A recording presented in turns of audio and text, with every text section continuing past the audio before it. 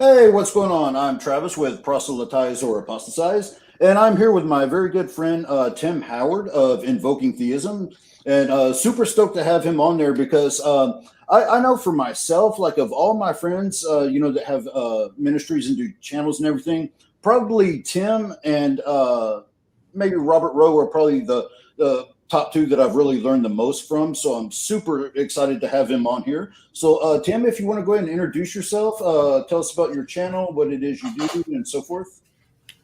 Yeah, man. Thanks for those props and things of that sort. That warm welcome. Really appreciate it. Really appreciate Yeah. being here. Yeah, man. So I'm like you said, I'm Tim from Invoking Theism. That's my channel. Um, my channel is where I post my videos, and I kind of describe it as an expression of my journey in terms of Christianity, in terms of Christian philosophy. I am of the analytic camp of philosophy. And so I am interested in analytic philosophy of religion, God's existence, metaphysics, everything surrounding that whole thing, science, just human inquiry, and as it relates to Christianity and a theistic worldview. I am most active on my Twitter. So if you want to see what I'm thinking about throughout the week and want to see kind of what my thought process is and my updates and stuff, follow me on Twitter. It's Invoking Theism. I got a video on the way right now. I'm currently in the editing process of a video that I'm gonna be doing on evolution and as it relates to theism. And so I'm kind of putting together some of my thoughts. I've been thinking about this topic for almost about 2 years now. But this is the beginning of kind of the basic, more foundations of it. And so there's a lot more I want to do kind of subsequent to that. So that's basically everything on that note. Sounds good, man. And welcome, co-host Caleb Jackson. Great you could make it, bro. Thank you. Yeah, thanks for coming, Tim. Yeah, man. No, thanks for having me on. So, Tim, I guess we'll just go ahead and start. One thing that I'm curious about is, as a matter of fact, we're both theistic idealists. So, how would you describe like the creation process from a point of reference of theistic idealism? Like, Yeah. how does idealism like square away the creation issue? Yeah, so I love that question because so there's this really awesome paper by Kenneth Pierce called God as Foundational Grounding. And what's awesome about that paper is he talks about how God is a non-causal explanation of what he refers to as history. History, capital H history, just denoting the sum total of all causal events. Mhm. And so he says that God is the foundational ground of causal events. And he says you can almost think of it like our human minds being the ground of our dreams. And so I like to start with that because that's ultimately how I view creation, that our minds, when we're dreaming, we are grounding the dream world. So all the characters that our minds generate within our dreams are our minds grounding the sum total of causal activity within our dreams as the ones who are dreaming. And so God would then be the dreamer and creation would be the dream. And so God simply can generate a world of phenomenology simply through grounding it via his mentation. And so that's how I look at creation. And so God is, and then of course it's a kind of panentheism too. God is within, creation is within God, and God is within creation. And so that's basically how I view it. God simply just through a process of mentation generates a world, and it would be no different than the kind of world that we generate in our dreams, except God's generation of the world is going to be metaphysically more fundamental than the ones that we develop in our own dreams and things of that sort. So, Yeah. a lot of people might think, whoa, we're talking about dreams, are we talking about illusions, whatever. And we're not, it's real. I mean, think about our own dreams. Our own dreams are real. They are real experiences. Those things do happen. We can, and if you lucid dream, you can affect what's going on in your dreams. But it's not as metaphysically fundamental as the world we exist in. So, since I see God as the foundation of reality, well, whatever God mentally produces is going to be much, much, much, much, much more real than anything that we could mentally produce and things. But God is going to be even more metaphysically fundamental than that. And so in that sense, God is that kind of grounding relation between him and the world and his relation to the world. And so that's how I ultimately view God, creation on a theistic idealism. And the cool thing about that, if I may add, is I think it completely undercuts any kind of neo-Humean argument against miracles in terms of violations of laws of nature, because ultimately a neo-Humean view of laws of nature is that these are these regularities, these real patterns in the world, and that's what the laws are, and things of that sort. We live in this regular universe. If we have these miracles, right, we refer to, well, then there's these irregularities, but there's a problem there because obviously we live in a regular universe, right? We have all these regularities. Well, on theistic idealism, that's not an issue because the behavior of the mental reality in which God is generating and which God grounds is ultimately just consistent, regular behaviors in which God produces through his own mentation. So the world in which we live in is a type of world that's only consistent and regular because that is how God thinks of the world to be. And so anything that would be considered a miracle would literally just be just some special activity that God undergoes through some new mental activity. And so since it's all mental activity, there is no relevant difference between the activity we see going on around us that's consistent and that we can periodically model in things, and then any kind of new activity. And so that's the only difference. And so I think that it also has advantages there, because we have to understand, okay, well then our whole view of nature and the world is a completely different picture in a theistic idealism. And so the world is then itself a spiritual world. It's within God. And so everything is only happens by way of either God's permission or of God's own activity.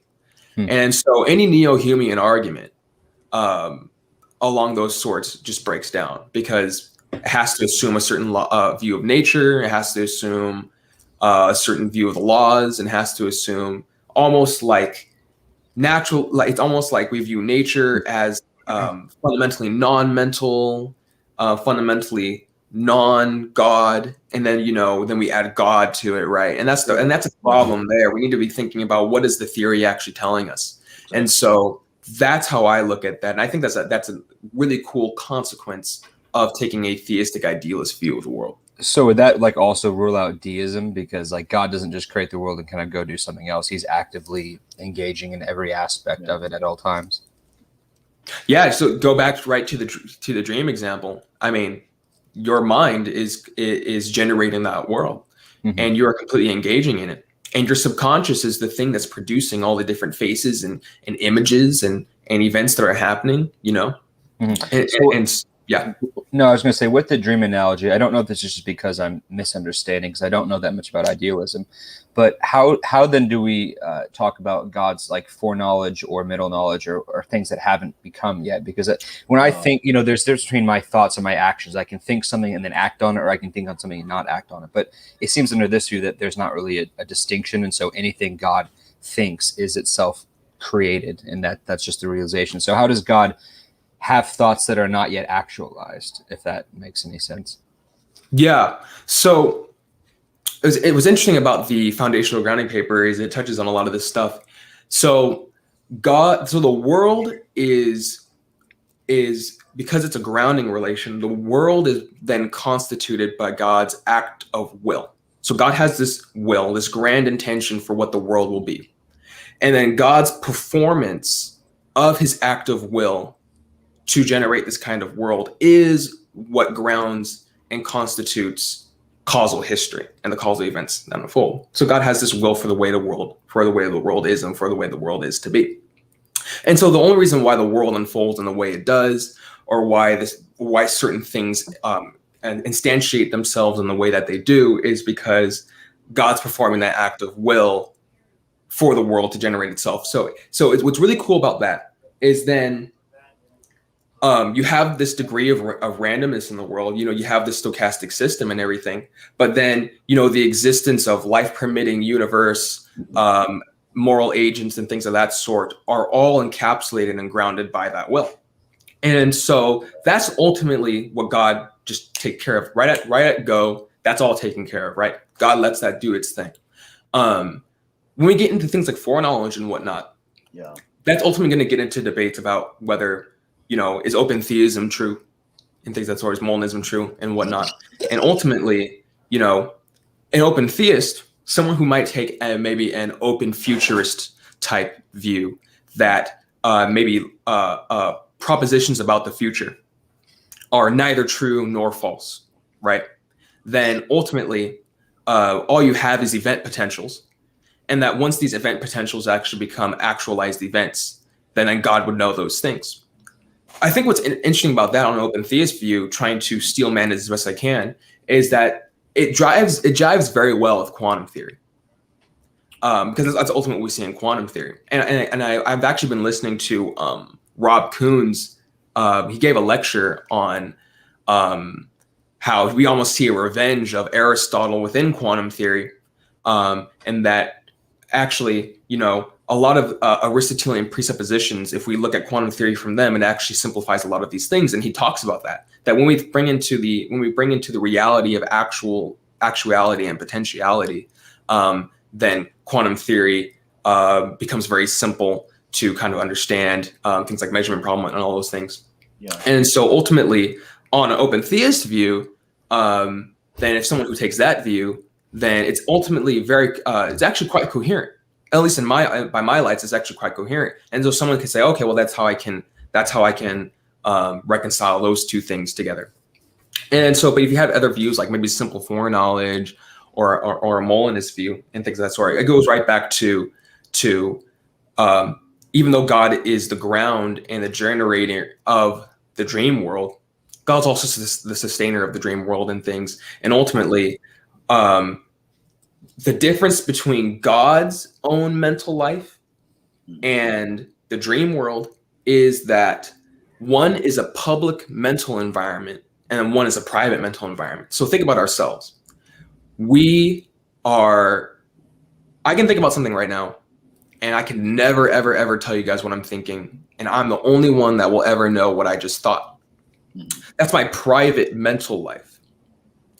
But for God has the powers to create a public mental canvas in which his own mental life can actually become publicly realized. And so for other subjects of experiences like you and I, we can actually interact with those objects. And so ultimately, God can choose to actualize things within the public environment, and that is still separate from God's own private mental life itself.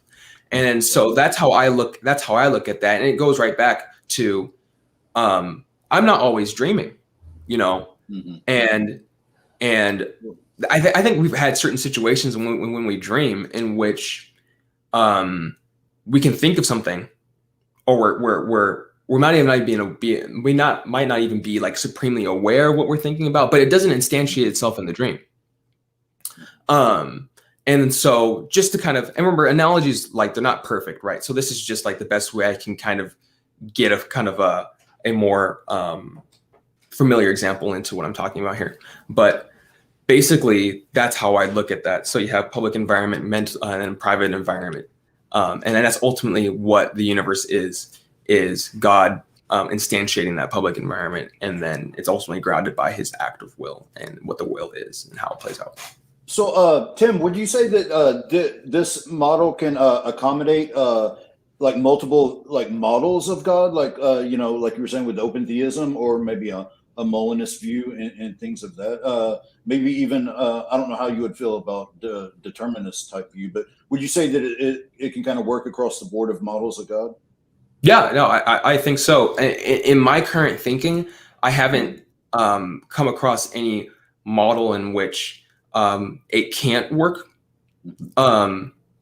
There are certain things and certain models in which I think I would want to maybe not have. But in terms of overall coherence and consistency, I think that this works. Now, in terms, I know some people who are like Thomistic idealists and things of that sort, and that is really interesting to me. And and I would leave it to them to kind of flesh out their own model and their own view. Yeah, as a matter of fact, we may be having John Connor come on soon, so that should be interesting. Right? Yeah. He would be someone perfect for explicating on something like that. Well, so so the way I was thinking of it is, I kind of liked it. It can accommodate all these different views because, like, let's say on something like open theism, you're restricted to certain like theories of time, right? Whereas this would be compatible kind of across the board. So this is going to give it like some more explanatory depth and kind of covering, making it more feasible. I would think. Yeah, no, I think so. I think one thing that comes to mind is that if you think about certain theories of time, I think that even on a block theory, something that's not even maybe even a growing block or even a block theory in the sense that God knows what his active will constitute, and what it will unfold into, and so God is then aware at a single phase of his own mental life of where the timeline is and where the timeline will go and things, and so I think it ultimately works on a view like that. I think it ultimately works on a view like a growing block theory and things of that sort. And so it's just the way in which, if on idealism, all exists within mind, and we live in a world of phenomenology. It just goes back to the question, what would creation then look like on that? Yeah. And because I am a panentheist in that way, I think that God is the substance and the stuff in which the universe is created out of. It is the stuff that unfolds out of. So someone like Graham Oppy would say that, well, I don't hold to any radical distinctness between contingent reality and the necessary reality. He says, I have this necessary initial state, physical state. Yeah. And the only difference between what it produces is one is initial and the other stuff is not, and it's contingent. And ultimately it's a causal unfolding from whatever that primary initial metaphysically necessary state is. I can parrot the same thing on idealism because God is mind. God is that necessary mind in which has always existed. And then God basically, through the generation of what we call, going back earlier to the dream world, it's always been the stuff that's been there. And it basically unfolds from that. And so ultimately, I think that the naturalist has no advantages over theism, a theistic idealism in this way, because we don't have to say that the world is radically distinct from God in that sense that there's God and then there's a universe, but this universe is like this material thing and God is not this material thing. And then there's this question as to, well, why did God, and can God is it even a metaphysically possible action for God to actually instantiate wholly different substance ontologies? And so ultimately, I think that it makes sense because if you think about an absolute beginning of the universe, right? We see this expansion. Mm-hmm. Well, imagine if that's just expanding. It's just the epoch of the public environment expanding from God's mental life. Like it's expanding from God, and so ultimately I think it's cool because you have this picture that, there's God and he and then universe. But like, what if that universe is actually expanding from God into what we see, right? But it's within God because it's ultimately contained within mind. And so I think it's really cool, and it can make a lot of sense of kind of our models in science and whatnot. Yeah, So because do you want to go ahead, Travis? no, you go ahead. Sorry. No, I was going to say, no, I think that's it. Those are good points. And that kind of brings up the idea about contingency and whatnot, because I know that Tim, I don't know how many of our viewers remember, he was on a debate quite a while ago with, against, I think it was Reasons to Doubt, right? Where you debated the existence of God. And I think one of your main caveats, one of your main arguments was some form of a contingency argument that seemed a bit more of like Rasmussen as far as the layout of that. So going into like idealism and stuff, why would the naturalist say that? Let's say the naturalist concedes the principle of sufficient reason and say, okay, yes, something has to exist necessarily. Why should we think that God is it's called the gap problem. Why would they say that God is a better explanation than some initial natural state, which I know is what you were saying that Oppie holds to earlier. So how would you like fulfill the gap problem, maybe with your model or something outside of that? So this is one of my favorite questions, because I spent over a year with Kyle Allender discussing this one problem, and so I have a lot of things I could say about it. So let's just see where I would want to start. I think that if we do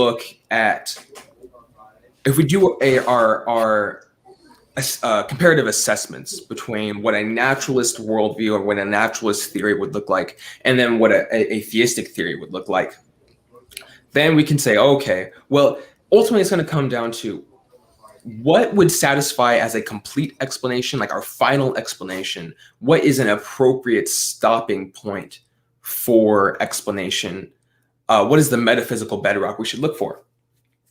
And so someone like Oppie is going to take his cues from physics. He's going to take his cues from the physicists to ultimately give us that final theory of physics. And he's going to say, well, whatever that final theory of physics says the initial item of reality, that physical state of reality is, that's ultimately going to be the metaphysical bedrock. No further explanation. And since on naturalism, given Oppie's whole cumulative argument that naturalism can explain as much as theism can, well then, if we look at our overall ontological commitments, right, one of them has a supernatural ontology and the other one doesn't, and so it can explain as much without all the ontological extra baggage. And then so this should ultimately be our stopping point. I think that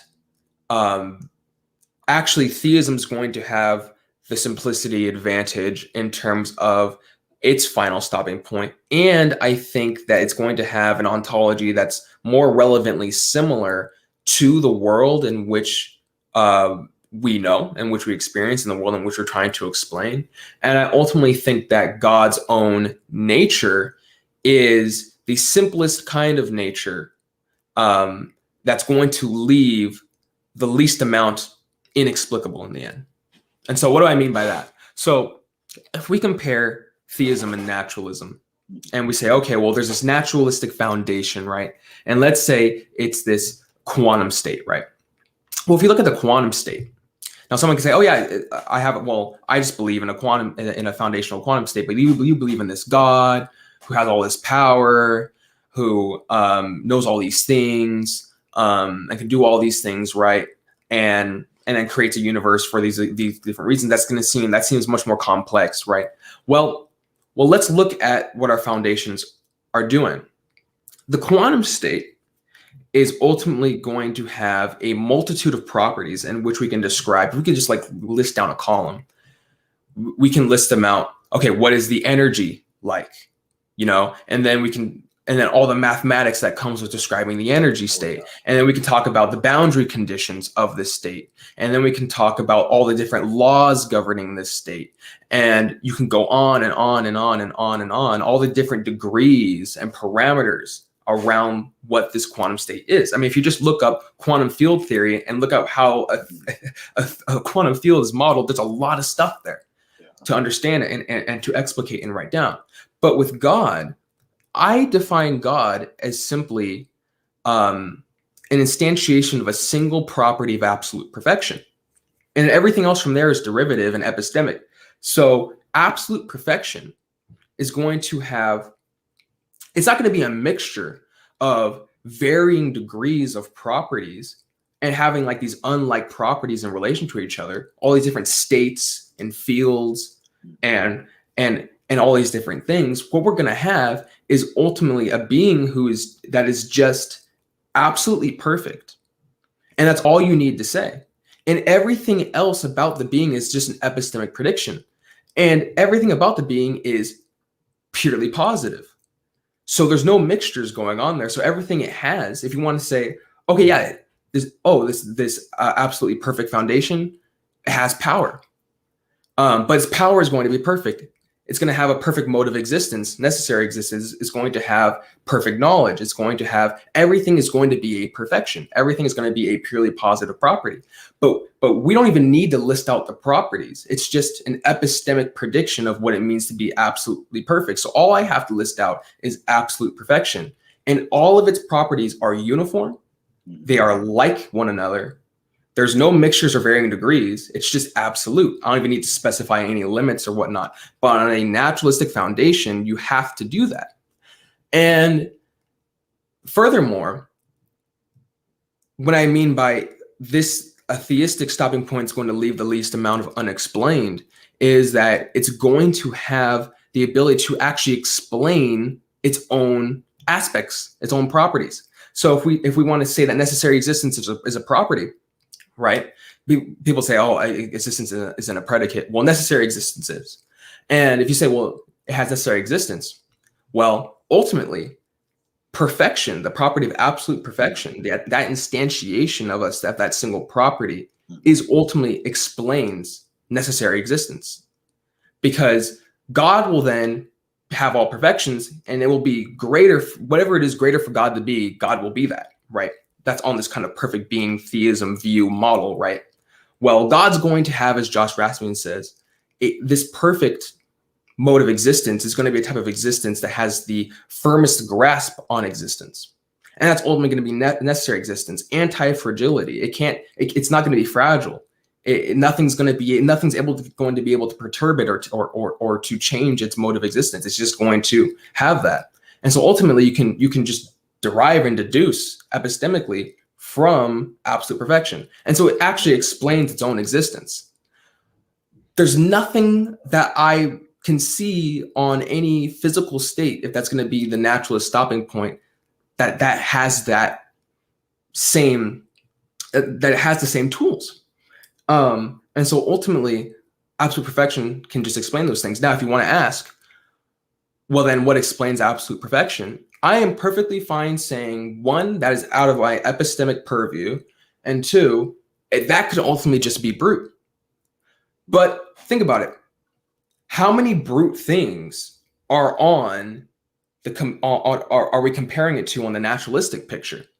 Everything about its all the mathematics we use to describe the initial state, its dimensions, its field, its field properties and things of that sort. Those are all going to be brute. Mm-hmm. That's what it has to have essentially. So God is not going to have all that baggage. And so ultimately theism is going to be the simplest kind of posit to be the foundation. I ultimately think because it leaves the most amount, it's going to explain the most with the least. That seems to be the better stopping point for explanation. And if the naturalists can do the same thing, I would like to see it, but I'm hard pressed to even think that would even be considered a kind of naturalism in the end. Yeah, I was running this by Joe Schmidt as well, and I believe, if I remember correctly, he said that there's a difference between quantitative and qualitative simplicity. So you can say that, yes, God has less mathematically arbitrary limits, but maybe because we already know that nature exists, it still is a simpler thing to posit something metaphysical in that way. But I guess the way that I tried to formulate it, and I could not say it nearly as eloquently as you did because I'm not a metaphysician, but I do think it's an interesting argument and not one that I think I've seen a very good rebuttal to, is that the way I see it is that when we look at things in the world and we're explaining them, you know, when we're looking for explanations, usually we explain it as something external to it. So if you're like, why does Tim have a beard and is whatever his height is? And you could say, well, it's genetics, partially it's because he decided to do things. And you can go back and back and back. And so you can explain the properties of some things in relation to other things. So when you look at a quantum field and you say, okay, why does the quantum field have this X properties? Why are they this way? You would expect to go along this ride to say, well, because there's something external to explain this. You have no real reason to say, well, we just have to stop there and say it's necessary, because that seems like an arbitrary stopping point of, well, why stop there just because it's convenient for you, right? But when you're predicting what you said earlier of like, what would we expect a necessary being to have? Well, a necessary being would have to be exist independently of anything else. It can't be contingent. But if it's not contingent, then we should expect it to have properties that are limited in that kind of way. And so I think from that, you could predict that this, whatever this thing is, that we shouldn't expect it to resemble something that looks contingent. And also, I don't know if what your thoughts on this, but I also think that under naturalism, it seems weird that if you're going to posit a necessary initial state, or that certain elements of nature are necessary, why are there any contingent aspects at all? Why not just have that necessary thing and nothing else? Now, you could say, well, it's entailed. Maybe if X exists, Y has to exist, but that just seems like a limit. Why does it have to be Y? Why can't it be Z? Why can't it be something else? Why does the quantum field have to bring this world forth and not some other world? So it just seems like another limit to say. Whereas positing God's by necessity, you don't have to say anything external of him, because having a being that has free will could create contingent things upon that, but it's not necessarily entailment. So I don't know if that's a good way to say it. No, yeah. I love everything you just said. Honestly, no, great explanation on your part. I can see that you understand the dialectic and what's going on here. Yeah. So what's interesting that you point out about that is that if we look at the nature of limits, right? Limits seem, in every situation, you know, we can make an inductive generalization, and that's what we always do. But it seems that when we look at the nature of limits and things that are limited, they uniformly all have an external and non-circular explanation to them. And so a further non-circular explanation to them. And so when we get to like the foundations, right? Well, it just seems to me that if we want to explain as much as we can until we can't explain like anything further, well, it seems that limits is not going to be a part of what we're trying to explain anymore, because limits is that kind of thing that uniformly has a further non-circular explanation. And so we should then, you know, through reason and through the light of reason, I go, okay, well, then it's not going to have these limits. It's going to be, as Rob Koons refers to, as unbounded. There's going to be no upper bound or lower bound on the intrinsic nature of whatever this foundation is. That's just going to drop out of the fundamental theory in the end. And that seems to me to follow and be consistent with reason and what we see about the world. And another part there is that when you were talking about, well, there's this necessary foundation, but how does this necessary foundation that is a naturalistic foundation, right? Quantum state, that be, well, if it's metaphysically necessary, well, why isn't everything else it produces necessary as well? Like what principle are we using? What limiting principle are we using to distinguish between what it produces? How do we know it's contingent, right? And that, or why think that it would produce anything at all? Why not just think you'd have the necessary thing and that's it, and no contingent things? Why even think that contingent things could exist? Right. Yeah. So one move that the naturalists can make is say, well, it's just indeterministic causation. It just will indeterministically produce these things, and there's a certain probability of what it will produce. Well, I have 2 points on that, which is one,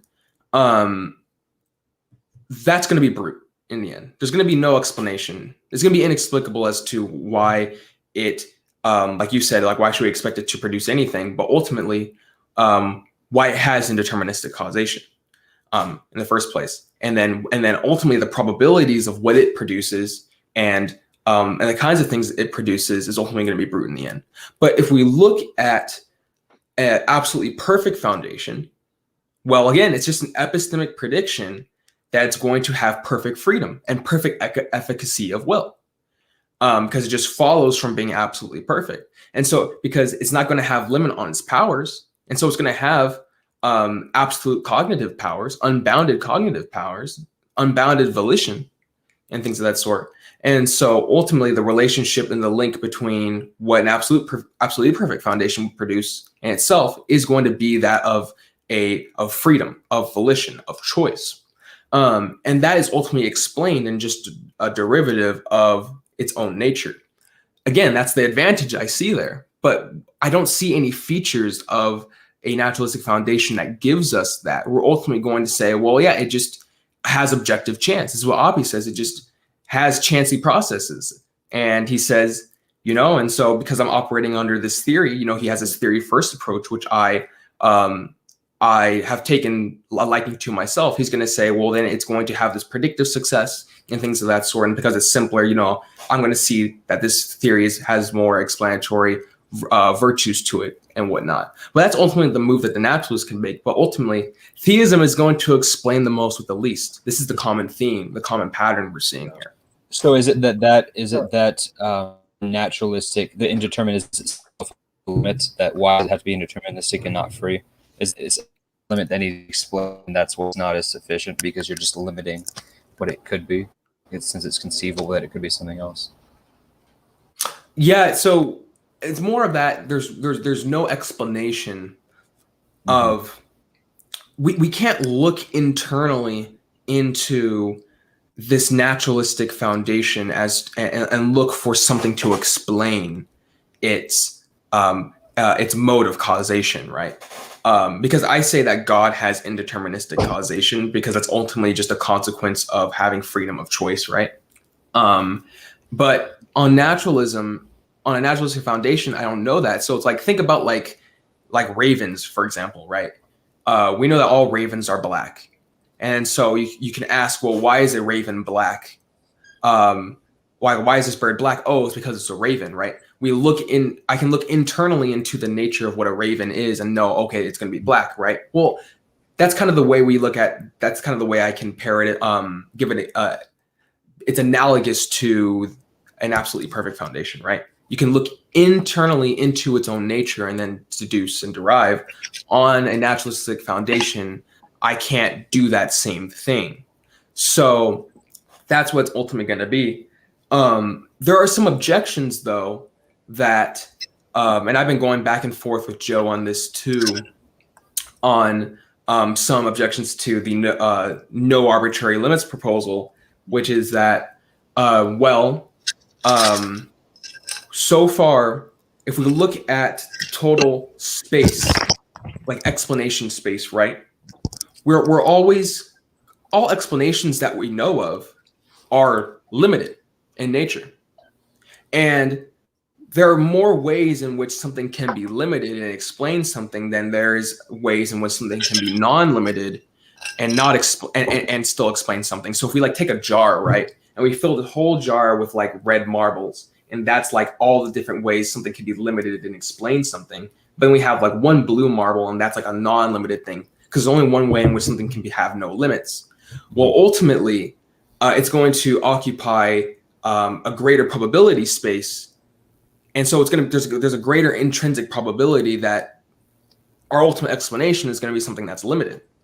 And but so isn't that the whole point? I mean, isn't that the point we were saying earlier, that that's not what we'd expect a perfect being, a necessary thing to have, because it would simply resemble. How would you even be able to tell a necessary thing from a contingent thing if they look identical, right? As far as they both are limited. It just seems like you wouldn't be able to make even a distinction between them at that point. Yeah. So I love what you're hitting on there, which is there's an interesting point in the conversation. I don't know if you guys have seen this, but there was an interesting point in the conversation with Rob Coons and Graham Oppie on The Majesty of Reason, and Coons was going through their new PSR that him and Alexander Proust was working on, and they published in their 2020 paper, and he was pressing Oppie on this. And he said, and he was kind of taking him through the consequences of not accepting that PSR in relation to the initial state. And he said, well, he said, how do you know that that everything else that you considered that's non-initial and initial state is not just all uncaused and necessary itself, like without the crystal? Like, how do you know that? And he said, and Ape ultimately said, well, because it's not initial. And Kuhn's was like, well, that just sounds worse than like he says, like that's worse than question begging. Yeah.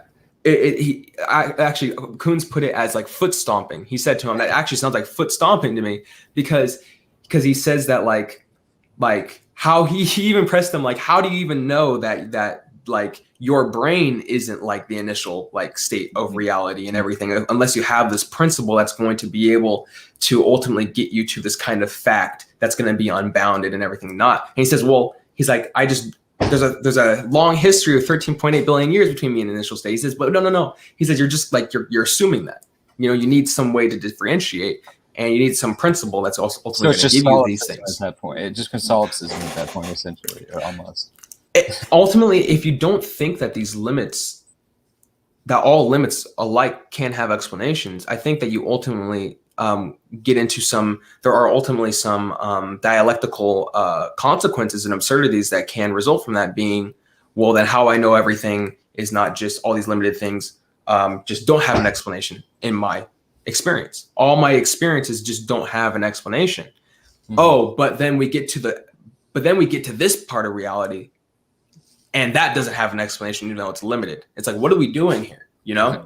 So it does seem like an argument from convenience of special pleading of let's continue this induction principle, but we have to stop here because we don't want the implications if we keep going. So let's just stop. But you have to give a reason for stopping there. You can't just say let's stop at this state, at this quantum state, because we want to. You have to give a reason for why should we think this quantum state doesn't have an explanation, right? So I just don't think you can play it that way. Right. And I'll let Travis hasn't talked in a while, so go ahead. No, this is good, man. I'm lapping it up. I love it. I was wondering, Tim, with this absolute perfection, how you saying it gives us an explanatory power, right? So I'm wondering how you kind of, if we could kind of apply this to various theistic arguments, like let's say, it could offer the best explanation of why we see like an orderly, beautiful cosmos, why we have the evolution of embodied moral agents, why there's objective morality. How do you think this plays into various arguments used in the philosophy of religion? Yeah. So ultimately, I think that ultimately it's going to be the best way in which we can view God, and we can view him in terms of explanatory power. And so if we're looking at theism, theism is a grand theory of everything. Right. It's a grand metaphysical theory. We have these set of facts in which we're having to explain. We have normative facts, right? There's these mental facts, right? Consciousness, morality, not morality, mathematics, reason, all these different things, the universe, complex cosmos, contingent reality, things of that sort. And these are ultimately all the things that these grand theories are trying to explain. And there's two stages or two components to a grand theory, which is there's intrinsic probability, and then there's explanatory power. And so on the explanatory power bit, in which you were bringing up for theism, is that ultimately what follows from absolute perfection is that, well, God is going to be a reason-governed explanation. And so what do I mean by reason-governed explanation? Well, I think a reason-governed explanation, I have a rough definition of it. There's a difference between a law-governed explanation, like a reason-governed explanation. And a reason-governed explanation is an explanation in terms of the influence a reason has on an entity for acting. And so God will have perfect rationality, perfect cognitive powers and things. And so God is ultimately going to the only thing that's going to influence God to act is going to be on the basis of reasons. But those reasons are going to flow from his perfect goodness, that God will then want to realize all kinds of degrees of value in the world. And so ultimately we get the diffusion principle.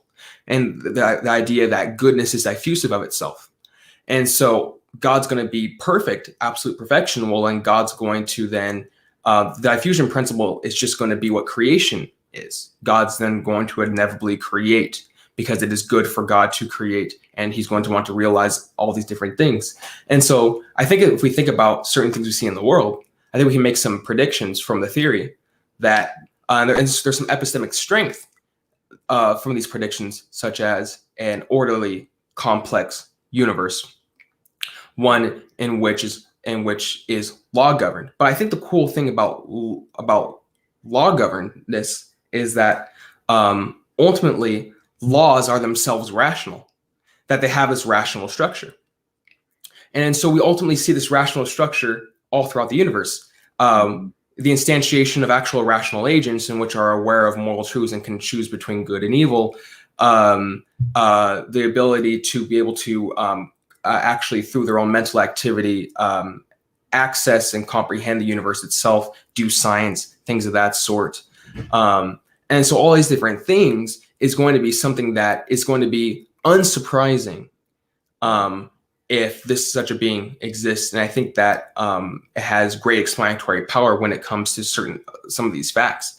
And ultimately, if we look at normative principles and we look at the mathematical principles and things and how these are instantiated, these two facts are instantiated within the world, and they actually have a relation to each other.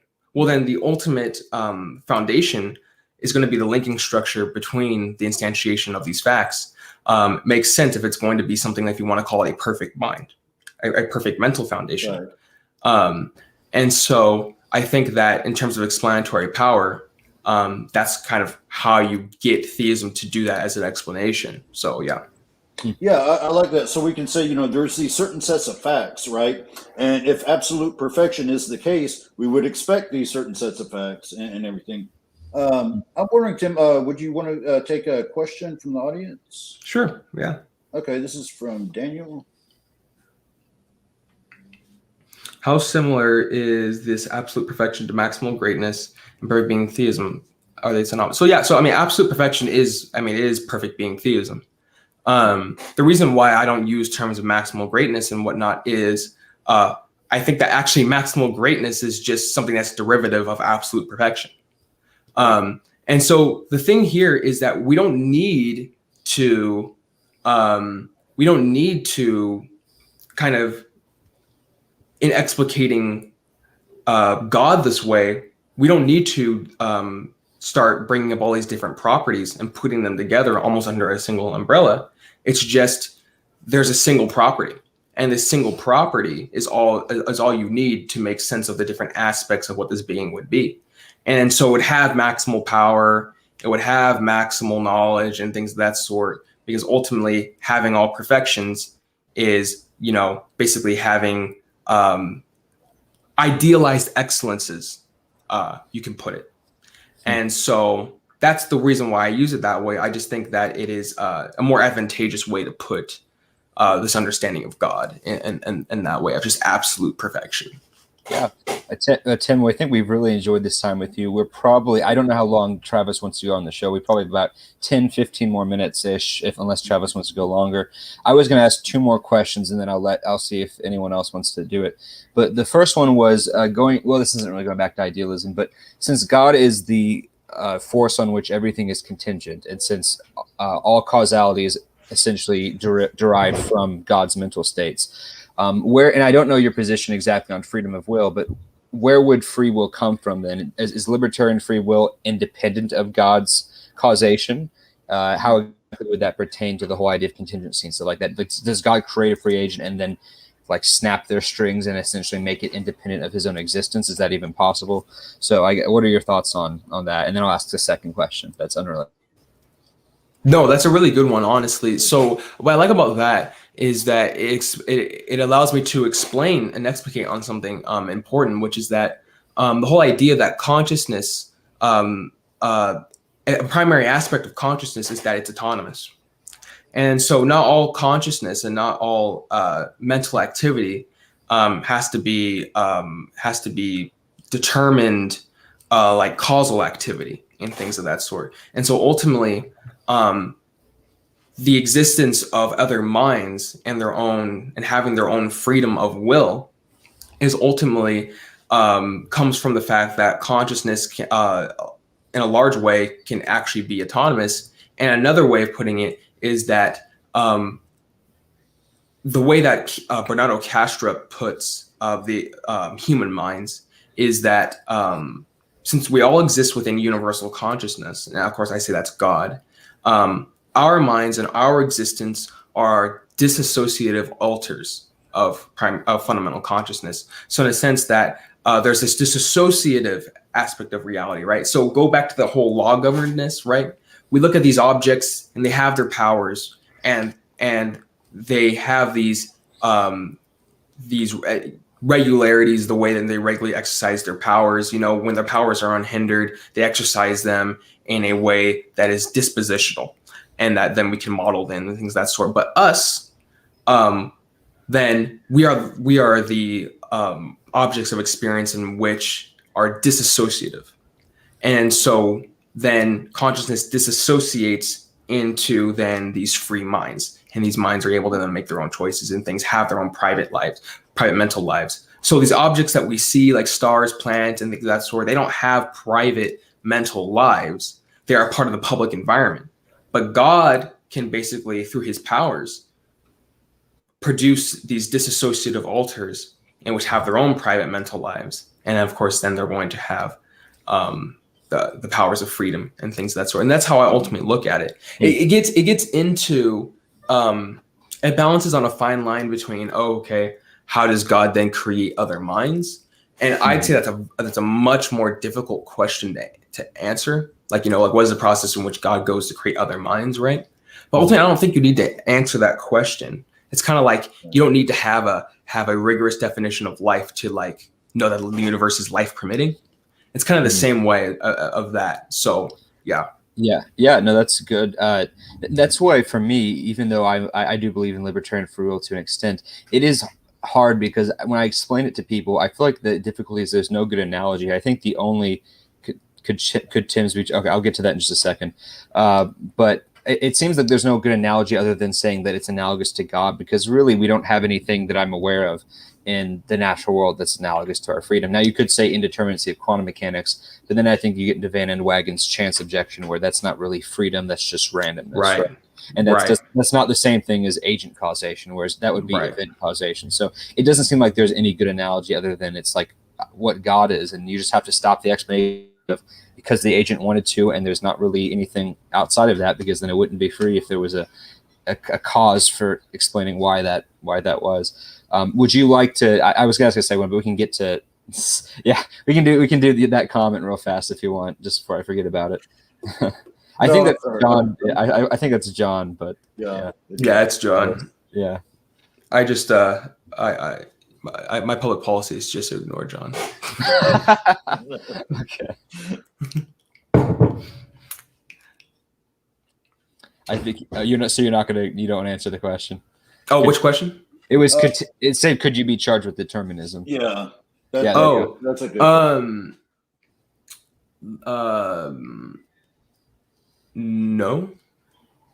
Wait, what is he referring to? I think he means your model of idealism. Is it ultimately deterministic? No, because idealism doesn't commit you to occasionalism.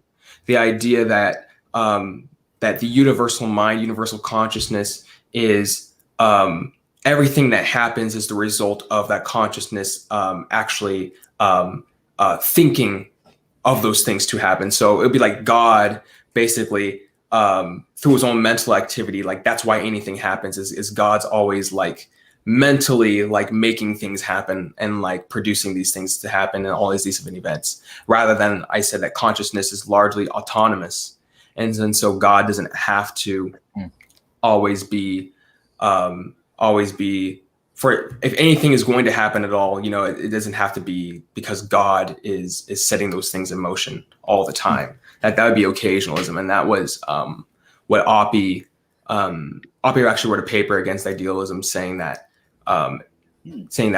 theistic idealism is actually going to be quite complex, because the theory would say that God has to be causing everything all the time.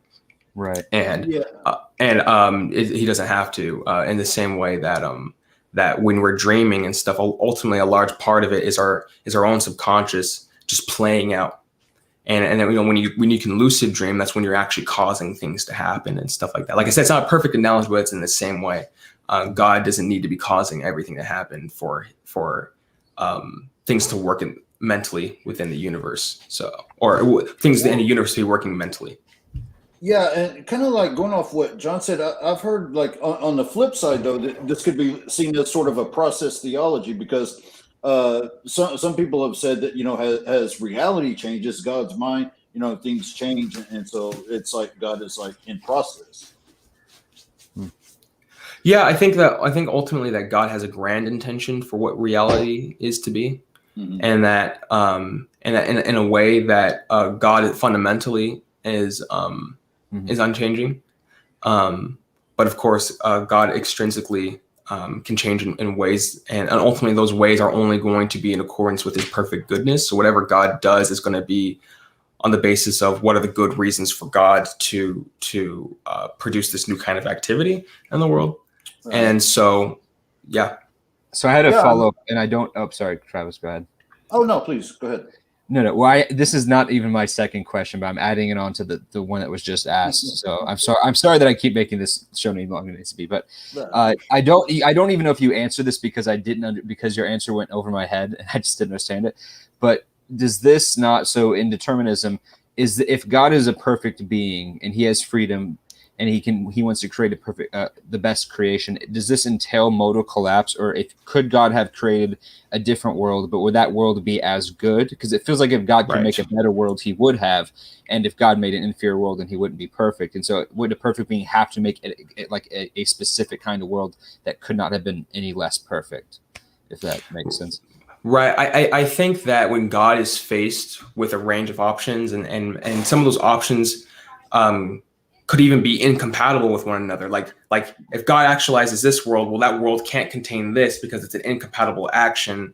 And so He's going to ultimately just going to have to, if that's what it comes down to, just a list of incompatible actions, well, God's just going to have to do He's just going to have to do something that's good. Just realize some value in the world, right? But I think that in a more in a more lean situation in which God is faced with choices, I think that if let's say you're looking at universe A and He's looking at universe C, right? And universe A is a deterministic world, but then universe C is a world in which God actualizes a stochastic system. I think that ultimately God's going to actualize universe C, all else being equal, with the stochastic system, because there's a higher degree of value in a world in which God's stochastic with a stochastic creation that is law governed, a creation that can unfold on its own according to its own rules and things, and instantiate other beings, and that degree of randomness can ultimately be the backdrop to many of different things that happen and lead up to the existence of like moral agents and things of that sort, and to make choices and things. I mean, this is what Swinburne talks about with natural evils and things of that sort, that because there's randomness in the universe, these natural evils will occur, but then it gives the chance for moral agents to be able to exercise certain virtues that could not be exercised otherwise unless those things were happening. So I look at a world like that, and I ultimately would say, okay, I think God would instantiate that kind of world. And so that's, I think, how God would choose. It's really funny because that I did not mean for that to transition to my last question, but it kind of did. So you can call it an act of providence if you want. But my last one was going to just be a plug for you about, you said you have a video about evolution coming out. Can you just give us maybe a preview of what that is? Because I've been curious about this for a while. Like, I have no issue with the subject, but in my book on theodicy, I have a chapter on animal suffering. And that was one of the hardest things for me to deal with, was understanding the justification for beings that don't seem to have moral capabilities. They don't seem to have free will. They don't seem to be able to soul make. Trent Doherty would disagree with me on that, but it's not as obvious, at least to us, that they can. So what is the justification maybe for God wanting to create the world in this way instead of maybe a less violent way? And I think you implied a little bit of that in your last answer, but do you talk about that in the video, and is that kind of what you wanted to go on? So yeah, So what's really cool is I'm actually going through Trent Doherty's book right now, currently on his book on animal suffering. For everyone who hasn't read it and who's watching, you should read it. This is the best book on the subject that exists. Trent did he did his due diligence with this book. And what's really cool about his book is that he says that if his approach to this problem is successful, then there is no epistemic remainder left for the problem of evil in general. All arguments from evil. And so I think that's a pretty cool consequence if he's successful, right? My video is more of like the foundations of what I'll be going over in future videos. So I'm not going to be I don't cover anything on terms of animal suffering. I'm mainly covering is evolution incompatible with there being a perfect creator, and then is evolution this idea that it's just like this random walk through adaptive space. It's just chance and randomness, and there's no directionality to it. I debunk that view. I present some undercutting defeaters to that view, and then I ultimately reconcile the fact that evolution is partially random. It's not wholly random, but it's partially random, and that is completely consistent with there being a creator in which would instantiate a high degree of teleology within the universe. Yeah. And so that's what I ultimately go with. And I do have my own thoughts when it comes to like the evolutionary process, it being leading to suffering and evils and things of that sort. But it's not covered in that video specifically that's coming out. Mm-hmm. I will. Yeah, that's great. I have some more comments, but I'll wait till after the video if you want, just for time. Sure. So yeah. I'm gonna give Travis the last word here. Yeah. So one thing, and it's interesting because I've studied a lot, on evolution and like we see things like symbiosis, symbiotic relationships. So even within this suffering, there's like an inherent underlying teleology and teleological process, which I think it's interesting, but it opens up a whole other conversation.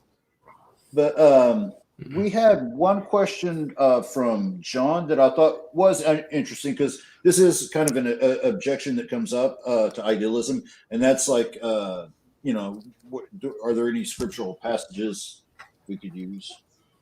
Yeah, does it go against scripture? Yeah, so because idealism is so seemingly like at face value, like counterintuitive. I remember I had this idea too. I was like, well, it was when like Michael Jones was like, doing a lot of his videos and stuff. I remember just being like, where's the scripture for this, and stuff like that. Like, how are you getting this? Ultimately, idealism, I don't have any scriptures that would even remotely hint towards idealism.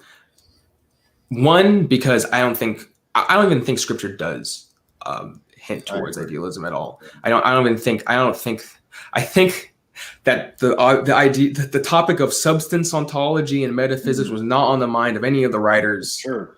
From who contributed to the scriptures. I think that ultimately, when we get into the New Testament, a lot of them would even have been very much influenced by Platonic metaphysics and things of that sort in the world. And so ultimately, I don't think that we should be. I don't think that as a rule of thumb we have to take the metaphysics of the writers of Scripture.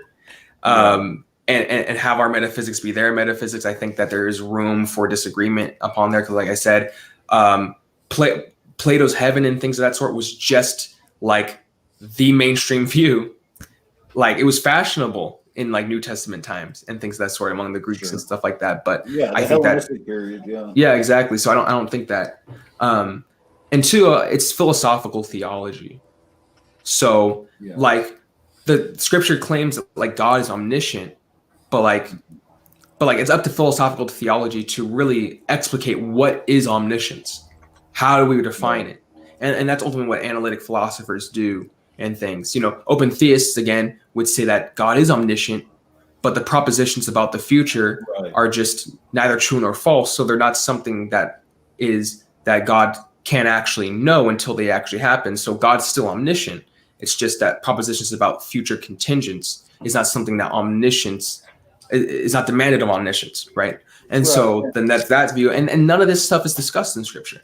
Yeah, I agree with you, because I've seen like a lot of let's say open theists that they'll take these passages where God seems to relent or change his mind, and then I've even seen Molinists like use the example of like where David prays, will Saul come down, and God says yes, he will come down. Will they hand me over? Yes, they will hand you over, and therefore God knows the counterfactuals of creaturely freedom. Right, exactly. And then I've seen others like for a deterministic, like all the days were laid out before a single one passed. It's like you can kind of get any view from Scripture, and that's ultimately the problem with proof texting. Yeah, is like when we're talking like in hell conversations about okay, what's the correct view of hell? It's like there are universalist proof text, annihilationist proof text, and eternal conscious torment proof text, right? But we can all do it. We can all do it, right? We can all play that game, right? But it's ultimately, again, it's going to like what is. We can also goes into kind of what you asked me the other day, Travis, which is like, should we be applying explanatory virtues to what model and what doctrines of Scripture we hold to? And I ultimately think we should, because that's ultimately in our hermeneutic. Is what is does it have coherence? Does it best fit with this picture? Is it consistent? Can explain the most, right? Because if you only have two proof texts, that's all you have, right? And everything else, it's like, well, that's not going to be a good way to argue. So I ultimately think that this is philosophical theology, and that's where idealism is discussed. And so, yeah. All right. By the way, I smiled at the reference to proof texts in hell, because I have a universalism debate coming up with Chris Date in August. So that'll be on Cerebral Faith if anyone wants to check it out. But I'll keep that. What is he universalist? No, he's an annihilationist. Yeah. Okay. He's one of the top annihilationists there are. He has the ministry Rethinking Hell. Oh, so you're a universalist then? Yep. Oh, dude, yes. Nice. Okay, I wasn't sure how you were feeling about that. I was like, oh no, is this? I'm agnostic about it, so. I honestly, Travis, I was there for a while. Yeah. I'm universalist leaning, by the way. I don't like saying like 100% there. I'm like, I lean that way, and I think it's the most reasonable, and that's the position I defend. But I don't try to act as if like I'm 100% certain. But yeah, I think I would go most with like the C.S. Lewis eternal separation view, but it's very tentatively so. Yeah. All right. It's okay. Well, anyway, thank you all so much for tuning in. Tim, thank you so much for coming. Hopefully we can have you on the show more often. We can try to get, I'm sure, a video response at some point to some online atheist. If you want to help us break down one of those, I'm sure that'd be great. Right. But yeah, we'd love to have you all on more. And thank you so much. Thank you for your audience for participating. And I think with that, Travis is going to end out the show, right? All right. Take care and God bless everyone. Thank you.